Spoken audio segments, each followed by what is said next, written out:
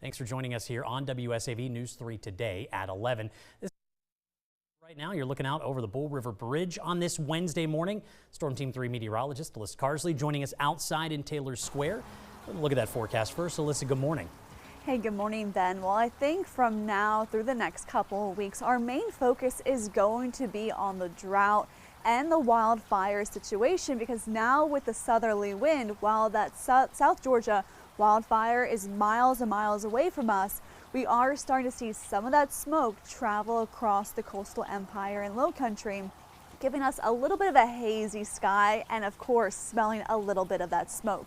Now, just taking a look at our Vipercast smoke model, it's going to stick around throughout the rest of today, and of course we're still looking at that extreme drought across the coastal empire and low country. We're really not seeing any improvement over the next 7 days. So of course with the smoke, we do see that impacting already our current air quality. We do have a moderate to sensitive stage across the coastal empire and low country. So if you are sensitive to smoke, just take the proper precautions. It might just be a good day to stay inside. Now, as we head throughout the rest of our Wednesday, we're still tracking a mixture of sunshine and clouds. Some of that is just from clouds, some of that, of course, from that hazy smoke from that wildfire. Temperatures, they're staying warm, back above average for our highs today in the low to mid 80s. We'll continue on this warming trend all the way into our weekend, where we finally do begin to see a chance of rain. It's on the lower end, but hey, we'll take it after staying very, very dry over the last couple of months. So coming up in the complete Storm Team 3 forecast, we'll talk about that chance of rain and of course how warm temperatures remain through the end of the week. All right, Alyssa, thank you. Topping our news this morning, as Alyssa just mentioned, dry weather is fueling wildfires across the region. In Appling County, crews now have one of those fires under control. Meanwhile, the Effingham County Fire and Rescue Team set out this morning to help with efforts to battle a massive fire that forced evacuations along Highway 82 in Brantley County. Several other local agencies like Wayne and McIntosh counties are also answering the calls for help. State leaders say resources are being deployed as crews work to keep that fire from growing even more. Now, this map shows just how widespread the fire activity is right now, spanning across the southern part of Georgia. In Brantley County near Waynesville, the fire burning there has grown to 5,000 acres. In Clinch County, a fire has burned at least 16,000 acres so far. Officials say much of South Georgia remains under a significant drought, creating more ideal conditions for fires to ignite and spread quickly. All of these fires do serve as a good lesson on how quickly fires can escalate right now, especially in times of drought. It doesn't take much for a spark to turn into a wildfire. Right now, prevention is critical, and the Georgia Forestry Commission has some safety tips. You should avoid parking or driving on dry grass and make sure you use outdoor equipment carefully. Never leave fire unattended and follow all burning restrictions and guidance. And a follow-up now to a story we first brought you yesterday morning on News 3 today at 11. A teen is facing an attempted murder charge after authorities say he shot at Beaufort County Sheriff's deputies. We're told early yesterday morning those deputies responded to a disturbance call on Wildcat Lane off of Parker Drive, where a shooting broke out with 17-year-old Andre Washington. Authorities tell us Washington ran away but was later caught and found unarmed. He's now being held at the Beaufort County Detention Center and faces charges including attempted murder and first-degree burglary. Continuing coverage in the Low Country, a big shakeup within Jasper County's leadership. We've learned County Administrator Andrew Fulgham is retiring from his job.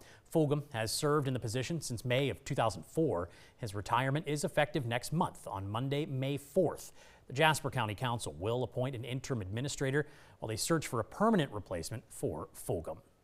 Around Georgia this morning, a man with ties to Savannah accused in a deadly shooting spree in DeKalb County has been found dead inside of his jail cell. Authorities say 27-year-old Olulukatan Adon Abel, who has a criminal history in Chatham County, was previously banned from Savannah, was found unresponsive inside his DeKalb County jail cell around 7 o'clock last night.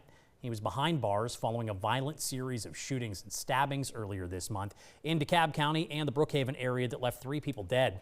Court records show that he had prior convictions, including assault on a peace officer and sexual battery in Chatham County, where he was ordered to leave Savannah for 4 years. Officials say an internal review is underway, and at this time there are no indications of foul play.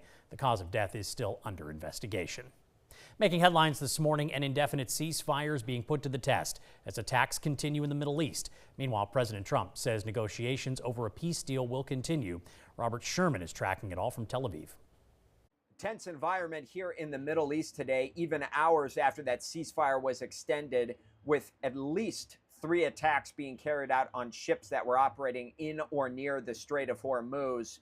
2 of them have been confirmed by British maritime authorities, another one from other security sources that are in the region being cited by both Reuters and the Associated Press.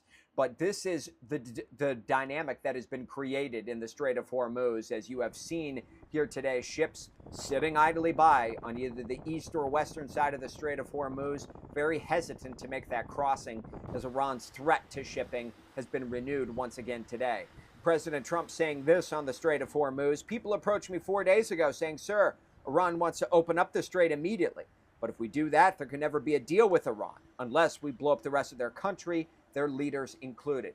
So tough negotiating positions from both Iran and the U.S. as other diplomatic negotiations are expected to take place in Washington Thursday between Lebanese and Israeli officials. Secretary of State Marco Rubio heading those up, meeting with the U.S. ambassadors to Israel and Lebanon and their counterparts from Lebanon and Israel as well. That was Robert Sherman reporting. Meanwhile, in Iran, the newspapers accused President Trump of shifting goalposts, and their military paraded out what appears to be missile launchers while chanting "Death to America." We'll continue following this story throughout the day and provide any updates both on air and online.